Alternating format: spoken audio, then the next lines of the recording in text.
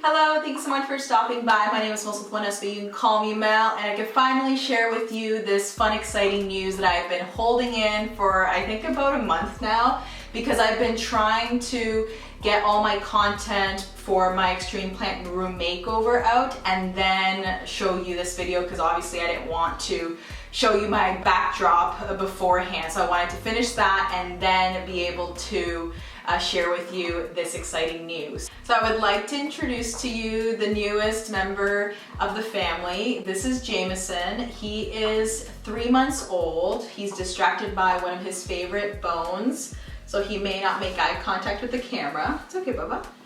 And I am excited to share this with you because I think it will bring different content to my channel as well, where I can document how he acts with my plants and stuff like that. I'm gonna talk based on my personal experience, and today I wanna share with you some of the things that I feel are helping Jameson to not eat my plants, but obviously this video is about trying to stop your puppies or your animals from eating your plants, biting, nipping, whatever, like playing around with them. So specifically, I am going to base it on my experience with my puppy so far within the past month. Hopefully some of this is new to you, so maybe it will help you. You can also leave in the comments any tips that have helped you and your puppy as they're growing up in your home.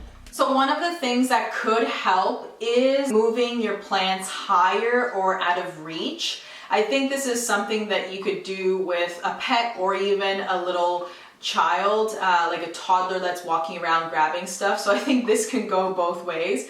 But specifically with my puppy, I did try to make sure that anything that did distract him was kind of higher, especially when it comes to the trailing plants. They can be a bit more distracting because they hang, and he likes toys that are ropes and stuff like that, so that may distract him in that way. So hopefully that makes sense.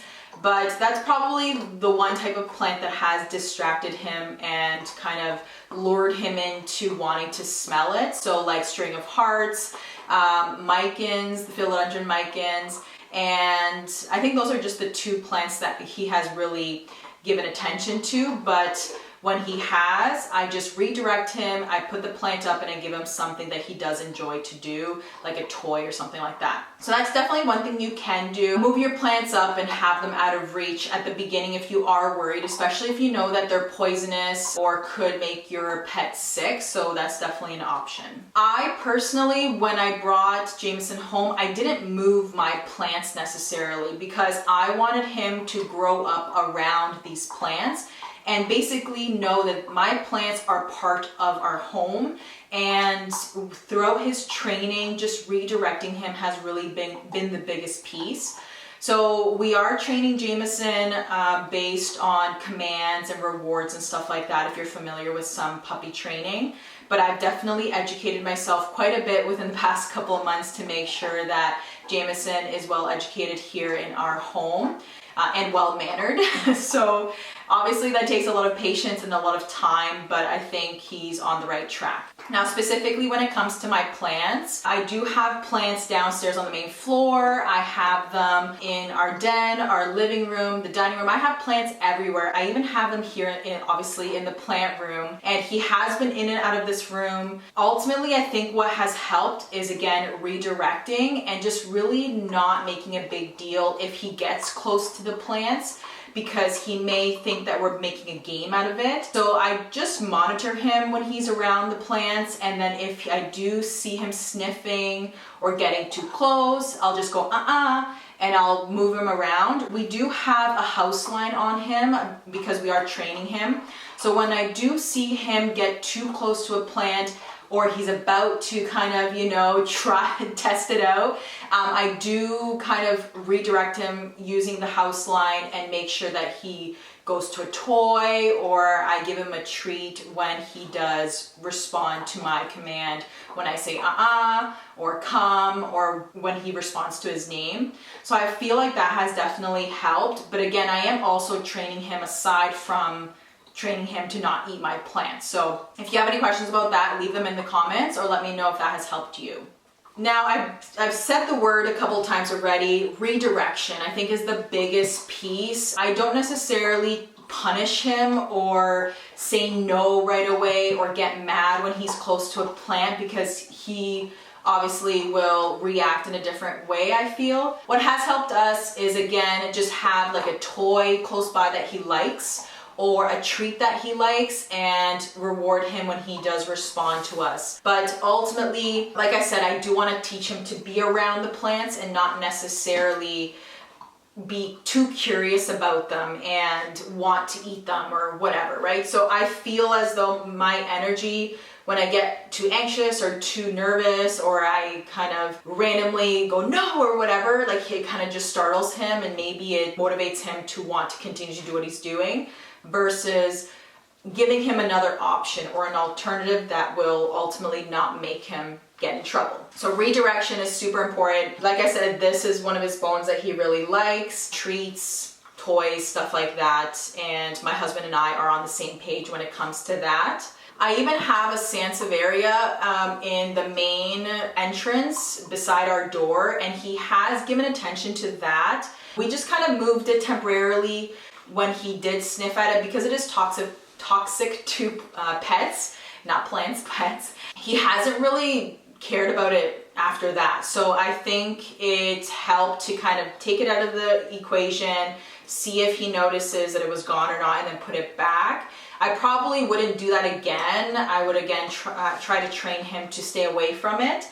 But ultimately he hasn't really cared for it anymore, which is good, but definitely have to keep an eye on that one. I may just bump it up a bit with like a stool or a stand, something like that, to make sure it's not at his level if it becomes more of a distraction for him.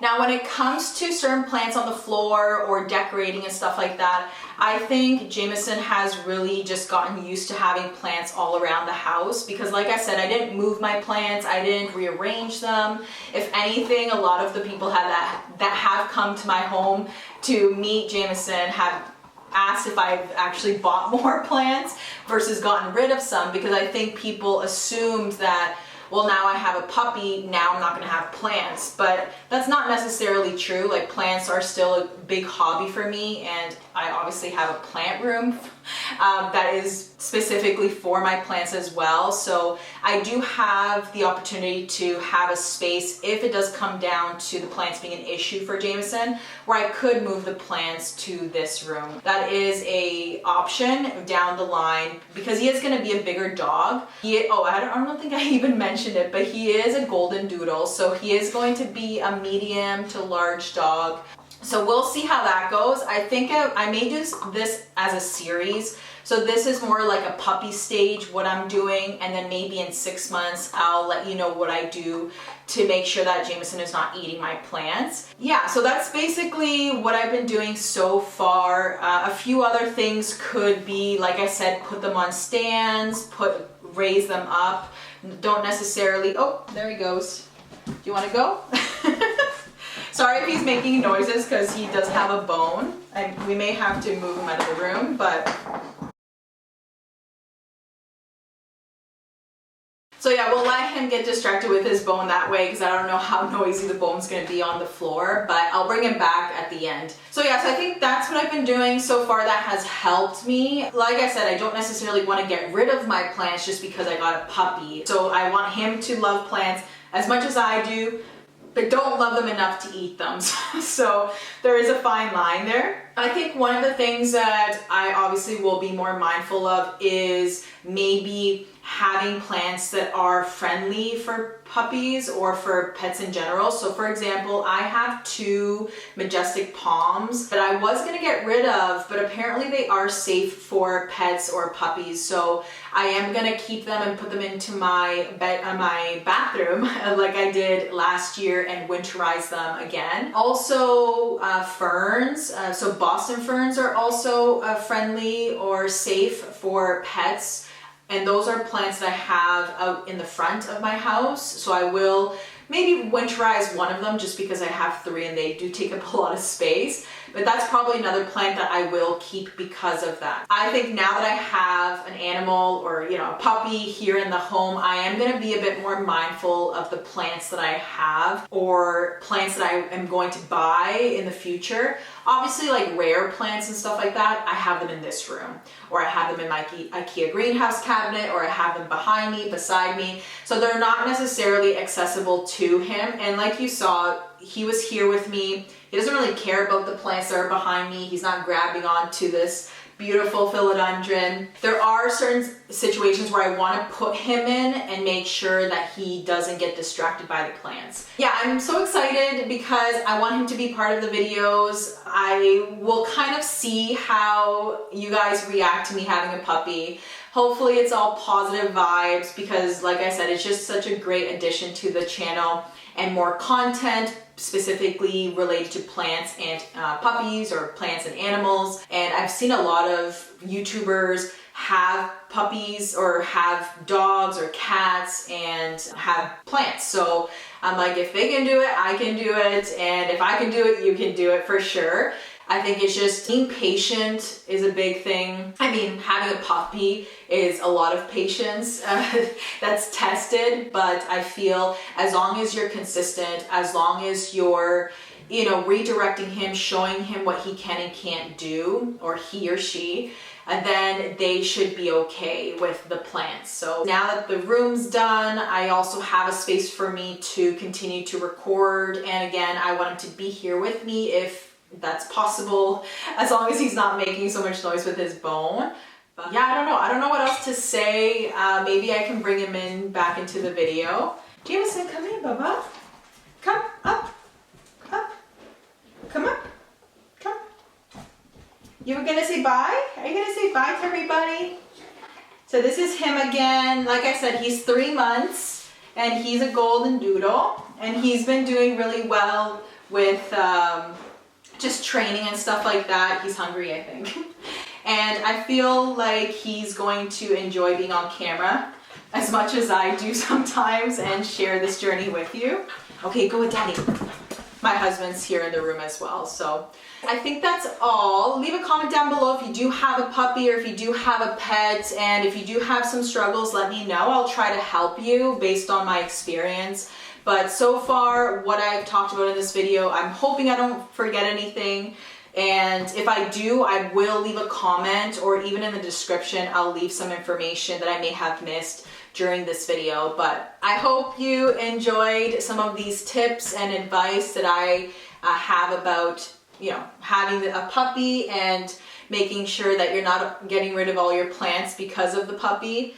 And hopefully you're able to enjoy your houseplant hobby and also, you know, add a furry friend to your home. So anyways, let's say goodbye. Say bye, see you later, we'll see you soon. Thank you so much for stopping by, and we will see you soon. Say bye. Say see you later, alligators. See you later, alligators.